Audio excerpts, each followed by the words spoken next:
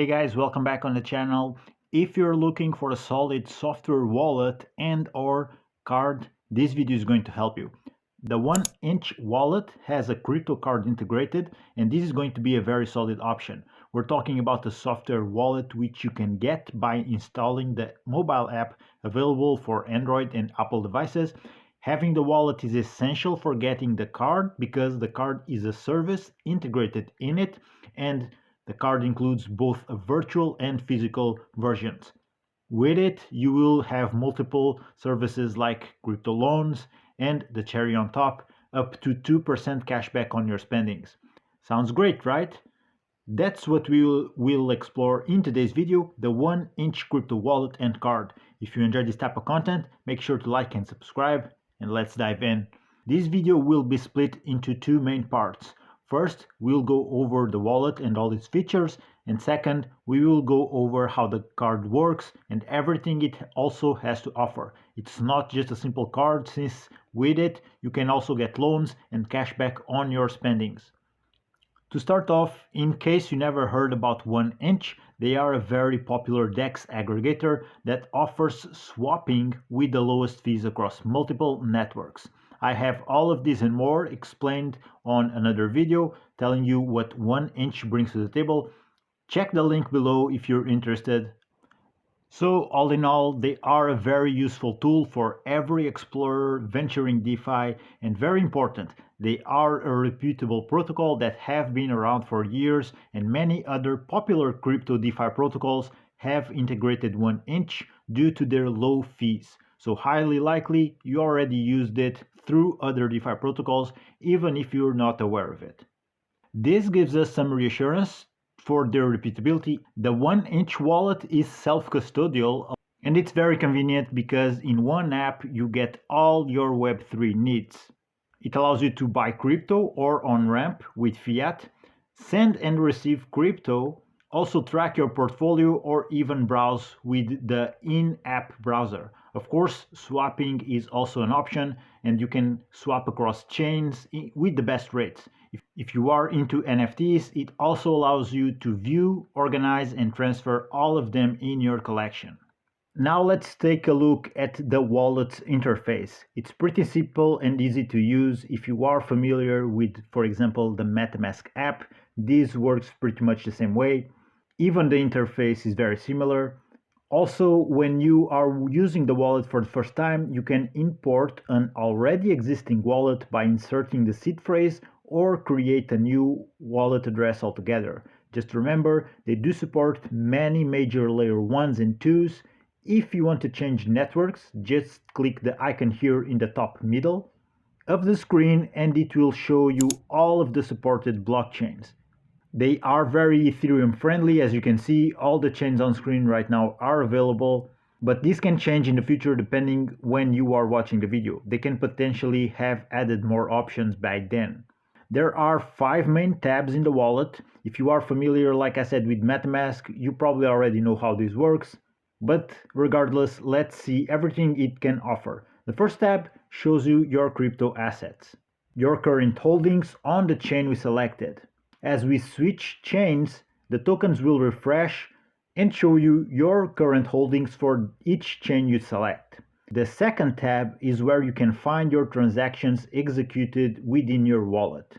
The third and main tab is probably what you will be using the most. This is where you go to for swapping, sending and receiving tokens, even buying crypto with fiat, or connect to dApps/send coins by using the QR code scanning function. And do note the option for the 1inch card, which we will see in a second. Let's just finish up the tabs here. So moving on, the third tab is where you can find the web browser. Here you can bookmark websites and see 1inch news from their blog. And the fifth and final tab is for managing details like your wallet's name, address book for adding addresses you frequently use, currency and language of your preference. Security allows you to set a passcode for quick wallet unlock and the timeout for your session, after which it will lock the wallet and it will ask for a passcode input as a security measure. There's other settings, so feel free to check them out yourself, but these are the main ones. Now let's see the 1-inch card, which you get access by using the wallet, of course. So again, you need to install the wallet in order to use it. And you get instant access to the virtual card after you complete KYC. Also, as a security measure, you need to set things up by using the Google Authenticator app for security. But the process is very quick and easy. They give you easy follow step-by-step instructions, so you shouldn't have any issues with it. And by the end of the whole process, the virtual card is ready to use. From the card dashboard, there are 4 main tabs. Card, which is currently what we're looking at, then Accounts, Services, and User Settings. Starting with card, this is the main one. From here you can manage everything. Funding the card, use your crypto as collateral and borrow against it, the cashback loyalty program, associating the card with your Google Pay or Apple Pay. On the top right corner of the card there are 2 icons. The first is where you go to. So if you want to see your card details, you just click it. The card flips, it shows you the card number, expiry date, and the CVC number. The second refers to card management options. Here you can freeze the card, for example, view or set the PIN code, access to the full statement of transactions, see the terms and conditions, or the privacy policy. Now let's cover all of these options. First, funding the card. So it is important to understand the card is different than your wallet. They are not associated, but you can definitely use your wallet to fund your card if you have funds on the Ethereum mainnet. This is very important to understand because if you are using other of the blockchains, for example Base or BNB, you can have access to those in your wallet, but those will not be able to fund the card, at least at the moment I'm recording the video. When we click Link Accounts, it shows all the different blockchains you can use to fund the 1-inch card. There are 5 supported blockchains: Ethereum mainnet, Litecoin, Solana, Bitcoin, and XRP. And you can sort them by priority. So for example, if you want to have Bitcoin first, you can do that. This is so that if one has not enough balance to pay for a transaction, the next one in the list steps in. So all the crypto you see here in the list is native. This means that LTC is Litecoin on the Litecoin chain, Sol is Solana on Solana blockchain, BTC and XRP the same. The only exception is 1-inch, which needs to be on the Ethereum mainnet. You can only have 5 different accounts funding your card at any given time. If you want to select other options, you click here, connect your accounts, and you will see there's other options available. So you can toggle in USDC, USDT, also Ethereum or Euro, but all of these are on the Ethereum mainnet. So if you want to use a funding with stablecoins, you definitely need to have those funds in Ethereum mainnet, okay? And since you can only have 5 accounts funding your card at a time, you will have to choose the ones that matter the most to you. So for example, I can have just Bitcoin and select all of the others on Ethereum mainnet, and that will automatically update here. So you can see if you want to update other accounts for funding the card, it's as simple as that. Now the crypto draft credit line is a way for users to use their crypto as collateral to borrow against, and by doing that access stablecoin loans. In other words, you can take a loan against your crypto assets so you don't have to sell them but still get access to some capital. Currently only Bitcoin and Ethereum can be used as collateral, but the plan is to expand the list of options in the near future. You can definitely follow 1inch on their socials to keep yourself up to date if this matters to you. You can choose to receive the loan in the following stablecoins: USDC, USDT, or EURT. If you borrow up to 10% of your collateral value, there will be 0% interest, which makes this very competitive. The borrow amount can be as high as 60% of its value, but anything above 10% will require you to pay interest. This is extremely convenient since, as always, crypto loans require zero paperwork or waiting time. It's virtually instant to receive the amount borrowed in your wallet as a stablecoin. Then there's also the loyalty program, which offers up to 2% cashback. Here is how it works. From your dashboard, you can choose from multiple cryptocurrencies to earn cashback on your spending.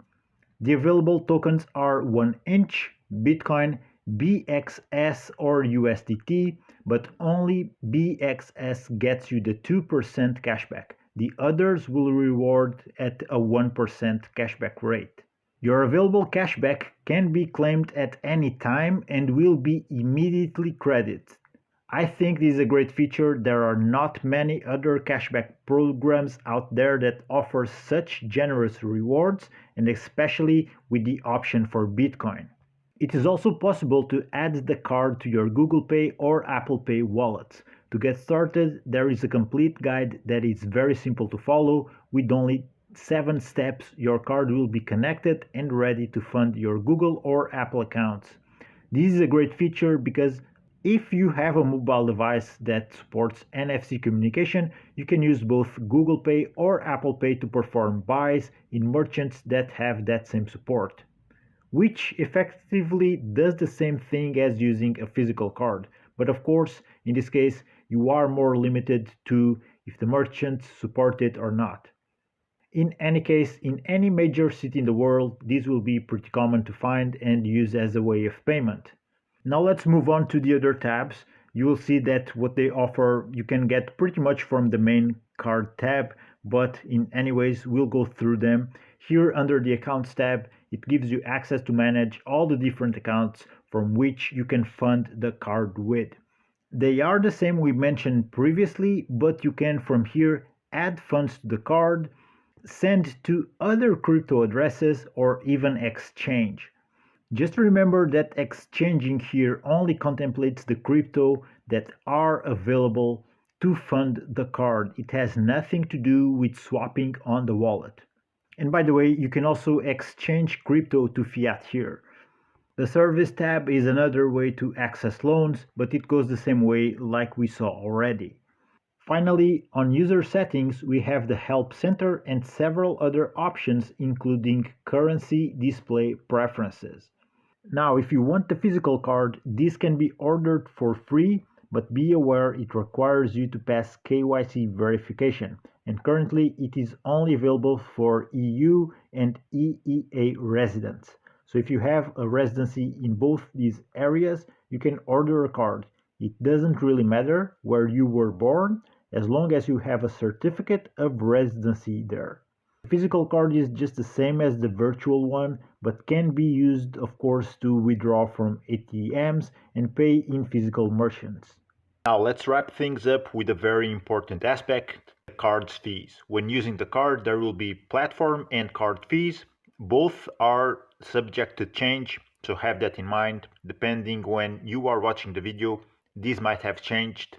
So if it's important to you, make sure to double check. Let's start with the good news. There's no transaction processing or maintenance fees with a card. Also, for the virtual card, no issuance fee. When it comes to withdrawals, so when you go to the ATM and cash out, there will be a 2.5 euros tax per withdrawal. Let's call it tax, but it's a fee. And also there's a minimum of €100 withdrawal amount. And also if you cash withdraw in a foreign currency outside of the UK, there's going to be a €3 tax plus 1.5% of the transaction value per withdrawal. So the key takeaway is that the card will be more friendly for people within the UK, at least when it comes to cash withdrawals. Now platform fees.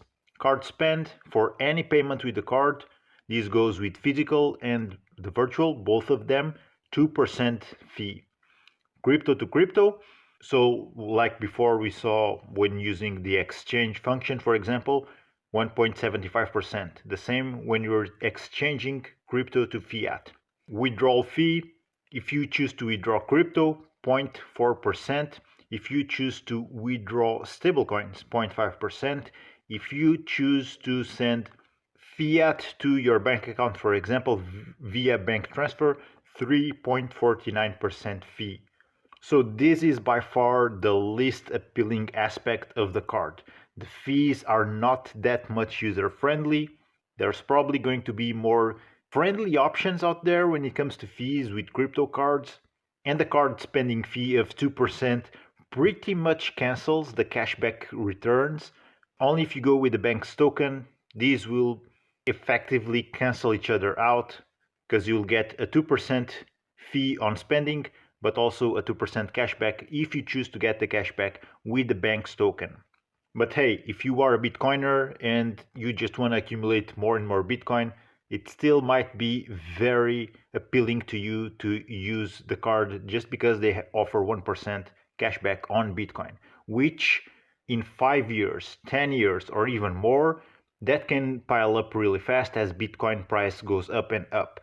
The same might also be true for the other crypto that you can choose for cashback, but of course, Bitcoin is the king of the hill, and probably Bitcoin is still definitely going to be the best option when choosing the cashback rewards. And this is it about the 1-inch card. What do you think about the features it offers? Let me know in the comments. If you are also a user of it, let me know how it has been working out for you. Your impressions might help others, so feel free to share them in the comments. In my opinion, the cashbacks are a really powerful feature. I like especially the Bitcoin cashback, 1%. It is not easy to find such attractive cashback conditions. And also the stable loans can be very interesting since they do allow using, for example, Bitcoin as a collateral. And if you keep the loan under 10% of the collateral value, that means the loan will be having 0% interest. These are my thoughts, but I'd like also to hear yours. That being said, like and subscribe if you took value from the video. Thank you for watching. I'll see you on the next one.